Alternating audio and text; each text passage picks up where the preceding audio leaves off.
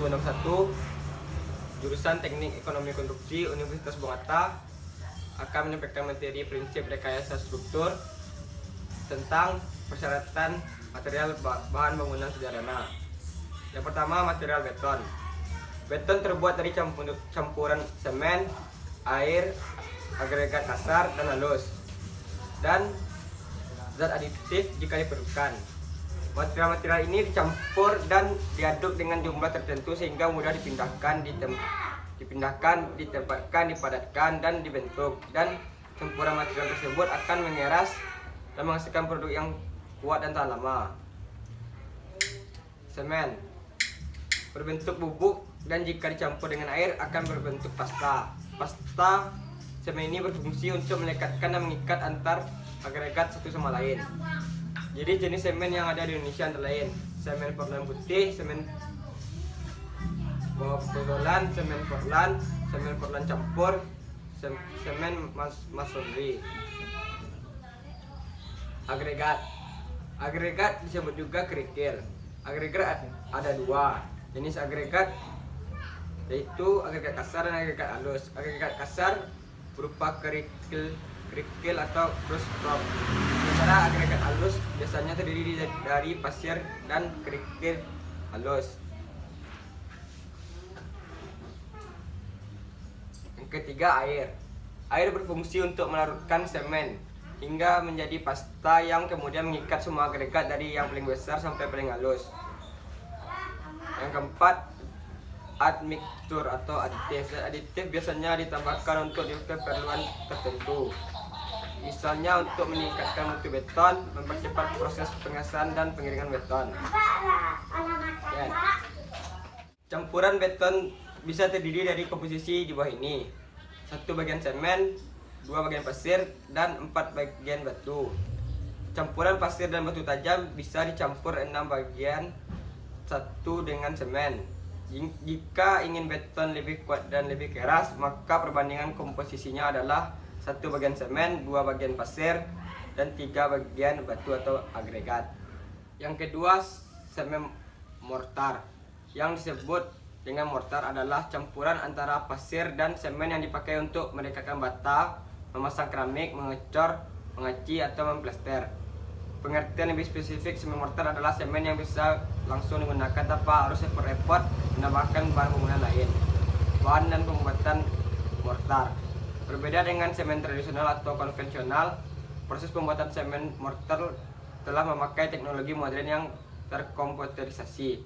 Hal ini bertujuan agar pencampuran atau mixing antar komponen penyusunnya sesuai standar dan kualitas terjaga dengan baik. Bahan yang dipakai dalam pembuatan semen mortar juga berbeda. Jika semen konvensional menggunakan campuran dari semen, maka semen instan adalah campuran dari semen, pasir, silika, zat aditif, dan beberapa bahan material yang lain bisa dicampur menjadi satu. Selanjutnya, split. Split adalah salah satu jenis batu material bangunan yang diperoleh dengan cara membelah atau memecah batu yang berukuran besar menjadi ukuran kecil-kecil. Secara umum, fungsi utama batu split adalah sebagai bahan campuran utama untuk pembuatan beton cor. Jenis-jenis split. Yang pertama, batu split ukuran 0-5 mm. Disebut juga dengan istilah abu batu. Ukuran ini merupakan jenis ukuran yang paling lembut. Ukuran partikelnya menyerupai pasir lembut. Yang kedua, batu split ukuran 5-10 mm. Disebut juga dengan batu split ukuran 3/8 cm. Material jenis ini banyak digunakan untuk campuran dalam proses pengaspalan jalan. Yang ketiga, batu split ukuran 10-20 mm. Jenis ini banyak digunakan untuk bahan pengecoran segala macam konstruksi. Yang keempat, batu split ukuran 20-30 mm. Jenis ini banyak digunakan untuk bahan pengecoran lantai dan pengecoran beton horizontal atau yang lain. Yang kelima, batu split ukuran 30-50 mm. Digunakan untuk dasar badan jalan sebelum menggunakan material yang lain. Lanjut, material kayu. Kayu adalah bagian batang atau cabang atau ranting tumbuhan yang mengeras karena mengalami litis atau pengayuan. Kayu biasanya digunakan untuk berbagai macam keperluan, mulai dari memasak, membuat perabot, bahan bangunan seperti pintu, jendela, rangka atap, dan masih banyak yang lainnya. Jenis-jenis kayu untuk bahan bangunan. Pertama, kayu jati. Kayu jati sangat terkenal akan keindahan, kekuatan, dan kestabilannya. Kayu ini menjadi pilihan utama yang dijadikan material bahan bangunan. Yang kedua, kayu merbau. Tekstur kayu merbau yang cukup keras dan stabil menjadikan kayu merbau sebagai alternatif pengganti kayu jati. Yang ketiga, kayu kamper. Kayu ini memiliki aroma khas sehingga dinamai kayu kamper. Kelebihan kayu ini adalah kuat terhadap serangga dan lebih ringan dibandingkan kayu jati. Yang keempat, kayu bangkirai. Termasuk dalam golongan kayu yang cukup kuat dan awet, kayu ini sering digunakan sebagai material konstruksi berat seperti atap kayu. Yang kelima, kayu kelapa. Yang bisa digunakan adalah yang sudah berumur 60 tahun ke atas, yang sudah tidak menghasilkan lagi sehingga harus ditebang dan diganti dengan pohon yang baru. Yang keenam, kayu beranti merah. Terbagi menjadi beranti merah tua dan muda. Keduanya sama-sama bagus untuk dijadikan sebagai material bangunan. Selanjutnya, besi pokok dan sengkang pada rumah sederhana. Ukuran besi beton untuk slope. Penggunaan besi beton biasanya mulai digunakan pada bagian dasar, yaitu slope atau balok pengikat. Fungsinya untuk memeratkan beban yang diterima oleh masing-masing kolom. Selain itu, menjaga tembok tetap kokoh saat pondasi longsor. Ukuran balok pengikat yang umum digunakan untuk pembangunan rumah adalah 15 x 20 cm. Ukuran besi beton yang digunakan minimal ukuran 10 mm sebagai tulangan, ukuran besi begel 8 mm, dan jarak antar begel 15 cm. Ukuran besi beton untuk kolom merupakan rangka tulang yang menghubungkan slope dengan ring. Kolom ini menjadi tulangan tembok. Saat Anda melihat cor-coran yang ada besinya terletak di antara tembok, itulah kolom. Kolom untuk sebuah rumah sederhana biasanya memiliki ukuran 15 x 15 cm. Ukuran besi beton sebagai tulang utama adalah 10 mm, begel ukuran 8 mm, jarak antara begel 15 cm. Ukuran besi beton untuk balok keliling atau ring balok. Ring merupakan cor-coran tulangan yang berada di atas tembok yang menyangga konstruksi atap. Untuk membuat ring minimal memiliki ukuran 12 x 15 cm. Memiliki beton sebagai tulangan utama ukuran 10 mm. Besi beton sebagai begel 8 mm dan jarak antara begel 15 cm. Tebal coran dari permukaan begel keluar 1,5 cm. Itulah rekomendasi ukuran besi beton untuk struktur bangunan rumah sederhana. Selanjutnya, kawat. Kawat adalah salah satu bahan yang umum sekali digunakan dalam konstruksi bangunan.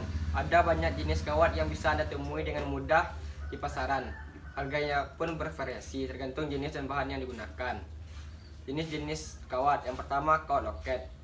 Kawat bangunan loket bisa disebut welded wire mesh atau lebih umum welded mesh, berbahan stainless steel berkualitas. Welded wire mesh memiliki ketahanan yang tinggi terhadap karat.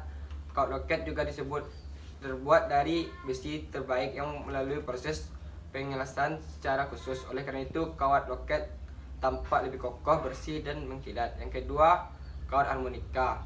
Menurut pengertiannya, kawat harmonika merupakan anyaman kawat dengan bentuk kotak pipih dan lebih sering digunakan sebagai produk pemagaran pada suatu area.